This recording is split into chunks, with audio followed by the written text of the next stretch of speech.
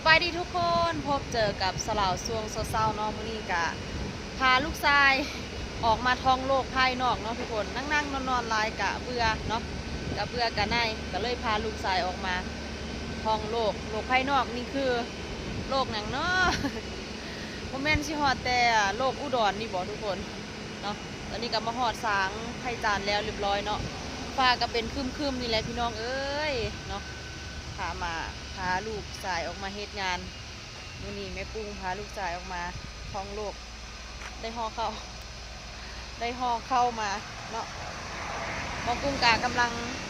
สตาร์ทเครื่องตอนนี้ก็เวลา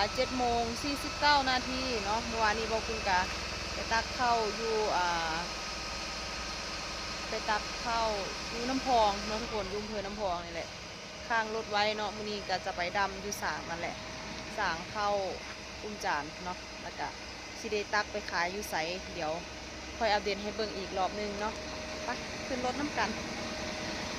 หาลูกสายหาเฮ็ดเวียกตั้งแต่น้อยๆออกมาจังบ่ขี้ข้านเนาะหาอยู่หากินให้มันเป็นเด้อเอาตัวรอดให้มันได้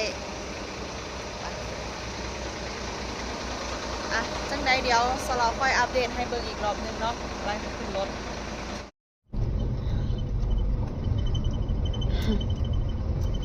ยายสมน้องยายสียายฝีโอ้ยฟ้าคืมบรรยากาศคือดีแท้เนาะ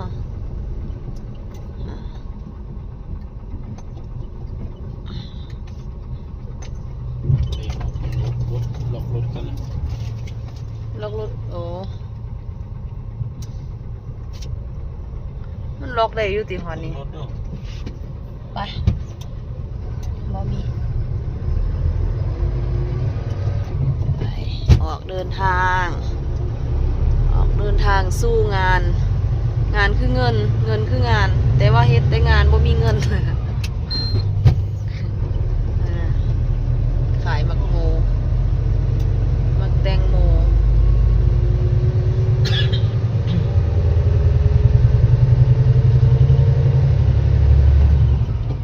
จะตกเด้อตกย่ำมันขึ้น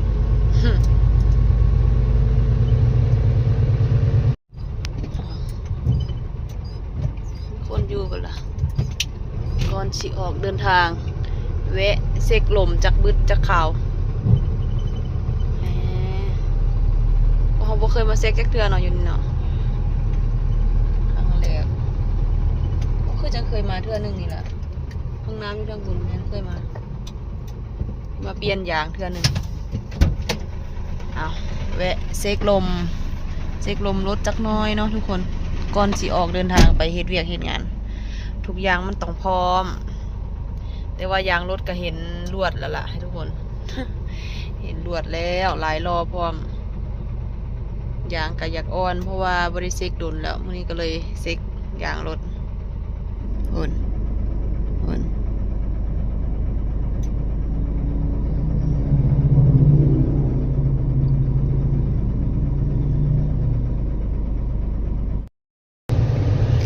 ตอนนี้ก็เซ็กลมเติมลมแล้วเป็นที่เรียบร้อยเนาะกับป้าไป2:53 นาทีเนาะจะ3:00 นแล้วทุกคนค่าเสียหาย200 บาทเนาะทุกคนไปคืน ไปคืนเอาเงินกันเงินต้องว่า200ไปคืนเอาเงินน้ำเท่าแก่เนาะขาดร้ายเดินโดนแม่นเพราะว่าโดนแล้วเขาบริเซ็กลงมานะตอนนี้อยู่บ้านพังงูเห็นบ่ไปพบเจอกันอยู่ที่สางเขาคนละทุกคนทุกคนตอนนี้กาเดินทางมาฮอดสางเข้าจานแล้วไปที่เรียบร้อยเนาะในเวลา9:18 นาทีเนาะอันนี้บอกกุ้งกะกำลังดั้มเข้าลงจากรถเนาะนี่ยังบ่แน่ใจว่าสิได้ตักไปขายอยู่ไสนะ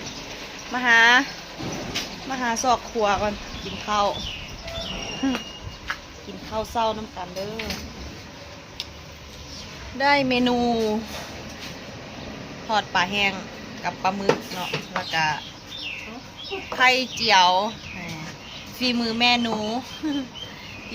เฮ็ดให้กิน มาหอดกับมาซอกแนวกินนี่แหละพี่น้องเอ้ยเพราะว่า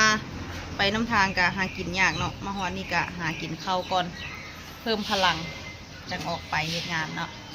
ถ้าเบากุ้งให้เราอันนี่ให้เราที่เข้าแล้วก่อนจังมากินน้ำกันเนาะตอนนี้กะเวลา11 โมงเนาะกำลังตักเข้าขึ้นรถตักเข้าแล้วกะเที่ยงพอดีติดเที่ยง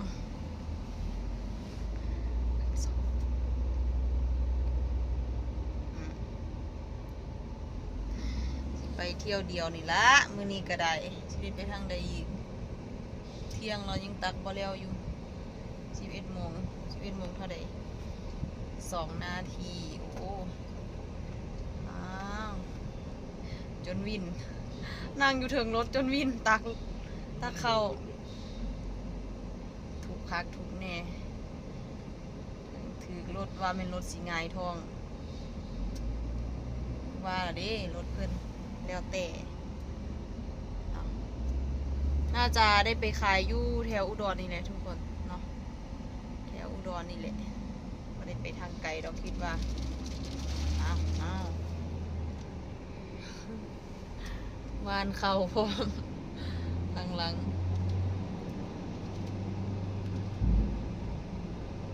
ฟ้องครับทีมือตึบมันน่องมาสั่นเฮ็ดรถแห้งไรบ่แม่นเพิ่นเฮ็ดเนาะทุกคนจังใดเดียวสเราค่อยอัปเดตให้เบิ่งอีกรอบนึงว่าเฮาสิได้ไปขายอยู่ไสแท้เนาะตอนนี้ก็เวลา 11:38 นาทีเนาะกำลังออกเดินทางออกจากสางไปขายอยู่อุดรนี่แหละ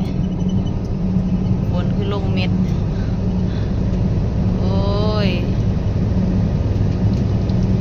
สู้สิตักแล้วจนที่เที่ยง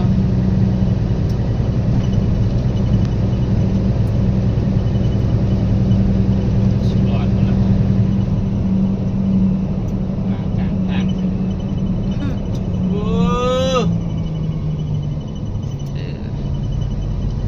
โอ้ ทุกคนตอนนี้กะ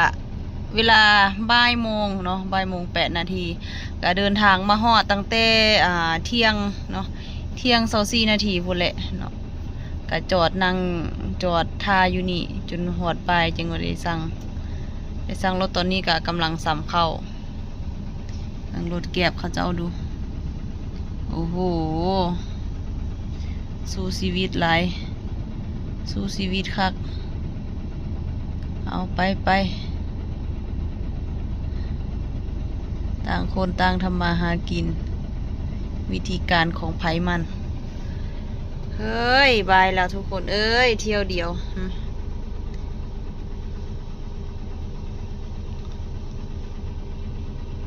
จักหน่อยก็ได้ไปดำลงแล้วแหละแล้วก็สิได้เอาเงินสดมาอีกได้เงินสดเมื่อให้เท่าแก่โดนเทื่อจังสิได้เอาเงินสดเมื่อเนาะเพราะว่าเขาเจ้าบ่มีเงินที่ซื้อเข้านะซื้อเข้าต่อเป็นจังไดเดียวสลอคอยอัปเดตให้เบิ่งอีกรอบนึงเด้อทุกคนตอนนี้กำลังดำเข้าเนาะในเวลาบ่ายโมง31 นาทีเนาะดำตัวลูกแล้วแหละตอนนี้กำลังดำตัวแม่ลงนะโอ้ยไงทวนโคตรคันคายแบบโคตรว่าแม่นน้ำมองยามหนาวโอเคแล้วเสร็จเป็นที่เรียบร้อยทั้งแม่ทั้งลูกในเวลาบ่ายโมง31 นาทีเนาะปาดไปต่อแม่ต่อลูกบ้านี้ทุกคนตอนนี้กะต่อแม่ต่อลูกแล้วเรียบร้อยเนาะกำลังจะเอารถขึ้นซันโอ้ย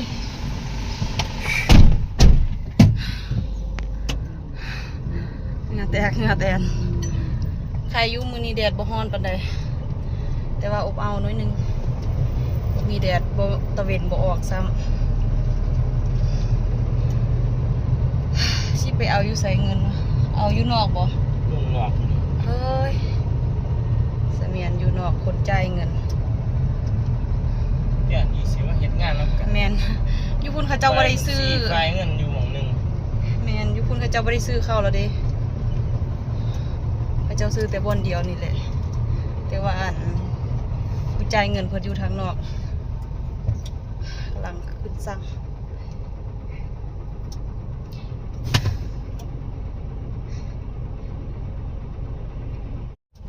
ทุกคนตอนนี้กะเดินทางมาฮอด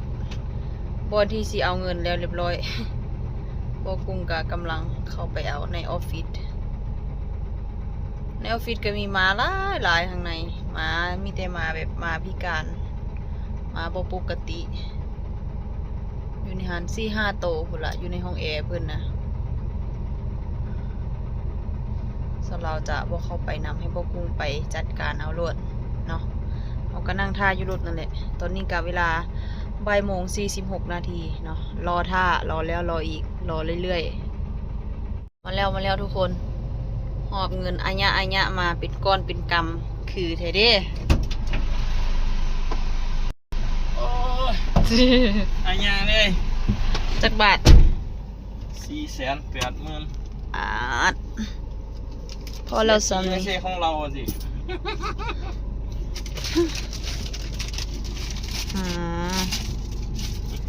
เป็นก้อนเลยเด้อโดนเถื่อเพิ่นสิให้เอาเงินสดเนาะ